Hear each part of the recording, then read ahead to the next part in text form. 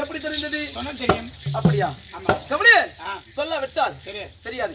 ஆனால் இந்த தெய்வீக சபையில் நம்மை போல் இந்த கதையை கற்றுள்ள மாபெரும் பெரியவர்கள் எவ்வளவு பேர் வந்திருக்கலாம். நம் குருவின் சர்வம் அது மட்டும் இல்லாமல் இன்னும் சீனிவாசாபுரம் சொல்லக்கூடிய தாய் கிராமத்திலே இன்னும் பேரு திரளாக வாழ்ந்து கலைச்சிட்டு இன்னும் ஆர்வம் தந்தி விளையக்கூடிய கோவிந்தசாமி சொல்லக்கூடிய மாபெரும் பெரிய வச்சவர் இந்த தரிதர உலகத்தை விட்டு 10வது அடைந்திருக்கார். அப்படி இன்று இருவும் கண்பிடித்தால் அதாவது அந்த சந்தியாமட்ட அதாவது ஆத்மா மட்டதான் சொர்க்கச்செல்வனை சொல்லி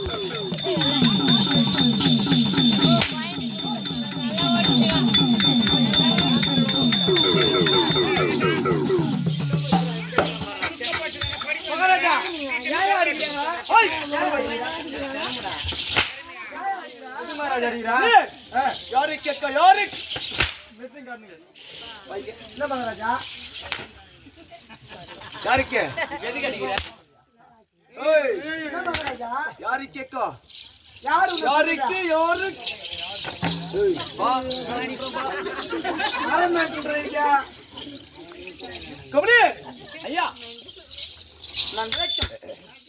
நான் தெரியும்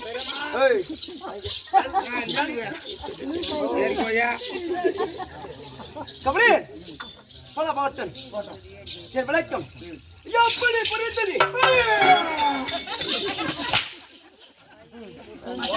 ஓரம்போ ஓரம்போ மோதப்பட்ட வண்டி வருது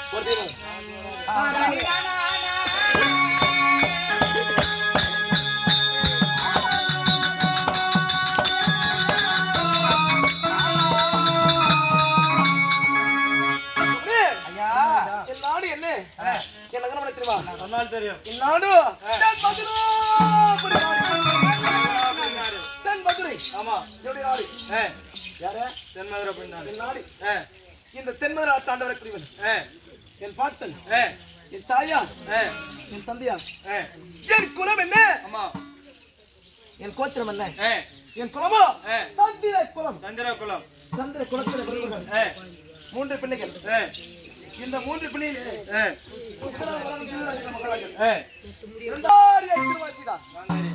காந்தரி திருமணம் செய்து சுமார் 100 பிள்ளைகள் பெற்றெடுத்தார் காந்தேரி அம்மன் என் பெரிய தாய் அத்தனை போலவே இரண்டாவது பாண்டிபுத்திர மகாராஜன் இந்த பாண்டபுத்திர மகாராஜனும் கவலே ஏறத்துல வளர்ந்தான். குந்தி போக ராஜன் பெற்ற குந்தமா தேவியை மணந்தான். குந்தமா தேவியை மணந்து கவலே 5 குழந்தைகளை பெற்றெடுத்தார். 5 பேர். 5 குழந்தைகளே முதலாக பிராணன் இவருடைய பெரிய தந்தை தர்மநந்தன். இரண்டாவதுவன் பலத்திலே மிகுந்த பீமன். பலத்திலே மிகுந்த பீமன். இருவருக்கு மூத்தவன், இருவருக்கு இளையவன், 11 பேர் கொண்டவன், 5 தந்தம் படைத்தவன், முன்னும் பின்னும் 32 அழகு. அதாவது கவனே முன்னும் பின்னும் 32 அழகு. ஆமா 8 மனைவிக்கு சொந்தக்காரன். ஆனால் அடக்க படித்த என் தந்தை ஆசுர பெருமான். என் தந்தை ஆமா ஆசுர பெருமான். என் தாய் பெருமான் தென் மதுராடி நீதியோடும் நேர்மையோடும் அரசாட்சி செய்து வரக்கூடிய என் தாய் அடங்காத அள்ளி நாய். கவனே இந்த தென்மதுரைய ஒரு நாட்டாளனா ஒரு வீட்டாளனாலே ஒரு ஆம்பளை தான் முடியும். ஆமா ஏன்னா 4 இடத்துக்கு போனோம் வரணும் செய்யணும். ஆமா எல்லாம் ஆம்பளை தான் முடியும். ஆமா பெண்களால முடியாது. முடியாது ஏன்னா கஷ்டம். ஆமா வீட்டு வேலை இருக்குது, சாப்பாடு செய்யணும், இதெல்லாம் இதெல்லாம் முடியாது. ஆமா நீயே செய்யு சொல்லுவாங்க. ஆமா ஆனால் இப்ப கொண்ட கலியுகத்திலே கவனே என் தாய் அள்ளி நாயகி. இந்த அள்ளியை விட்டவள் எப்ப கொண்டு வருமா ஆண்களுக்கு நிகரானவள். கவனே ஆண்களுக்கு முகத்தை நீட்டு என்றால் என் தாய் அள்ளிக்கு முழங்காலிலே எதிர் ரோமம் படித்தவள். முழங்காலிலே எதிர் ரோமம் படித்தவள். அதாவது எதிர் ரோமம் என்றால் ஆண்களுக்கு நிகரானவள் என் தாய் அள்ளி நாயகி. ஆணுக்கு நிகரானவள் என் தாய் அள்ளி நாயகி. ஆமா அப்படி இதுவோ என் குலச்சாரவன்மை. கவனே அது மட்டும் இல்லாமல் இந்த புலேந்திரன் நான் எப்பே கொண்டவன்.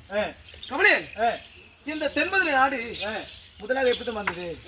வெறும் மலைகளும் அதாவது வறண்ட பூமியாக இருந்தது. ஆமா அதனால் நான் பிறந்த உடனே இந்த தென்மதுரை நாடு எப்படி வாழ்ந்து